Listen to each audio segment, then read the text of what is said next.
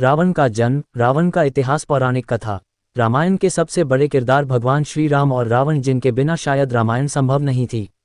दोष काल में जन्म लेने के कारण प्रखंड विद्वान, तेजस्वी और एक ब्राह्मण का पुत्र होते हुए भी अनाचारी और अधर्मी बन गया। रावण का जन्म एक ब्राह्मण और एक दैत्य की पुत्री से हुआ। इस पोस्ट में हम आपको रावण का इतिहास, रावण का जन्म और रावण से जुड़ी हुई पौराणिक कथाओं को बताने जा रहे हैं। सारी कथाएं वाल्मीकिकृत रामायण से संकलित हैं। रावण का जन्म। रावण के जन्म की लंबी पौराणिक कहानी है। रावण के जन्म का एक इतिहास है। रावण का जन्म क्यों हुआ, इसका उत्तर जानने के लिए पहले आपको ये पौराणिक कथा समझनी पड़ेगी। 3 माल्यवान, सोमाली और माली दैत्य थे। तीनों दैत्य मृत्युलोक पर राज करते थे। माल्यवान, सोमाली और माली इस मृत्युलोक को जीतने के साथ साथ देवलोक को भी जीतना चाहते थे। इसलिए तीनों दैत्यों ने ब्रह्मा की घोर तपस्या की। दैत्य तीनों लोकों को जीतने का वरदान मांगना चाहते थे। ब्रह्मा जी न चाहते हुए भी इन तीनों दैत्यों के सामने प्रकट हुए और उनको वरदान दिया। वरदान मिलते ही इन तीनों दैत्यों ने तीनों लोकों में तहलका मचा दिया। देवलोक के सभी देवता घबरा गए। किसी ने इन दैत्यों से सामना करने की हिम्मत नहीं जुटाई।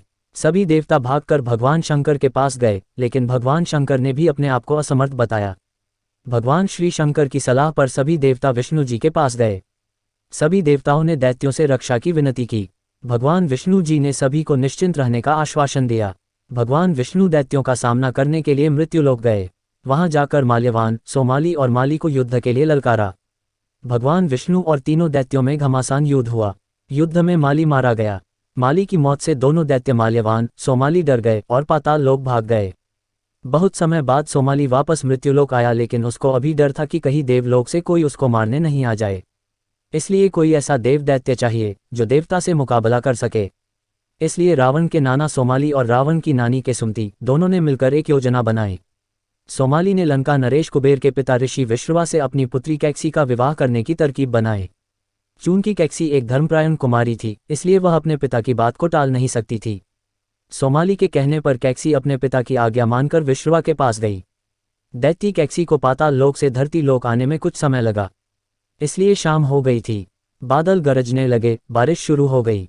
दैत्य कैकसी ने विश्रवा को प्रणाम किया और उनसे विवाह कर एक पुत्र की मांग की। विश्रवा ने कहा, कुमारी, हम तुम्हारी इच्छा को पूरी कर देंगे, लेकिन तुम यहाँ पर अशुभ और राक्षस प्रवृत्ति समय में यहाँ पर प्रवेश किया। अब जो भी संतान होगी राक्षस बनेगी और देवताओं का संहार करने वाला बनेगा। कैकसी ने विश्रवा के पैर पकड़ लिए। मुझे तो आपके जैसा धर्मात्मा और ज्ञानी पुत्र चाहिए। अच्छा ठीक है, मैं तुमको एक और पुत्र दूंगा जो मेरी तरह सदाचारी और विद्वान होगा। कैकसी के मोह में आकर ऋषि विश्रवा ने कुबेर को छोड़ दिया और कैकसी के साथ रहने लगे। समय रहते कैकसी की 4 संतान हुई।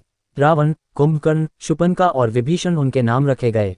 रावण, कुंभकर्ण, शूर्पणखा एक प्रवृत्ति के और विभीषण अलग प्रवृत्ति का था। इस तरह रावण एक ब्राह्मण और दैत्य की संतान था। रावण कट्टर शिव भक्त और वीणा वादक था। रावण में एक देवता के गुण होने के साथ साथ एक दैत्य के गुण भी थे। देवता के गुण रावण को महान बनाते हैं, जबकि दैत्य के गुण उसको अधर्मी, क्रोधी, मायावी बनाते हैं। चूंकि रावण की दैत्य हरकतों से तंग आकर रावण को विश्रवा ने उसको अपने नाना सोमाली के घर भेज दिया, इसलिए उसके ऊपर दैत्यों के गुण हावी थे। तो ये पौराणिक कथा रावण के जन्म की थी। अगली कथा, रावण के सिर पर 10 सर क्यों हैं। रावण के सिर पर 10 सर क्यों हैं। रावण ब्राह्मण विश्रवा और दैत्य कैकसी का पुत्र था। कैकसी के मोह के चक्कर में विश्रवा ने अपने पुत्र कुबेर को छोड़ दिया। विश्रवा एक बहुत ही तेजस्वी विद्वान थे।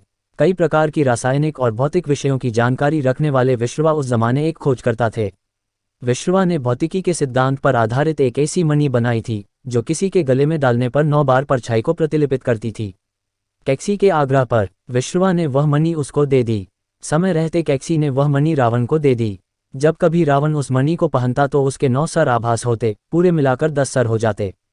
रावण के 9 सर की एक विशेषता ये थी कि वो केवल आभास हो सकते थे, जबकि वास्तविकता ये है कि कोई भी उनको काट नहीं सकता था। लेकिन इस मिथ्या से कई लोगों के सामने माया रचाई और भ्रमित किया। हमें आशा है कि आपको इस पोस्ट में उल्लेखित कुछ लघु पौराणिक कथाएं से रावण की जानकारी मिली होगी। हमारे चैनल को सब्सक्राइब करें, एक लाइक करें। धन्यवाद जी।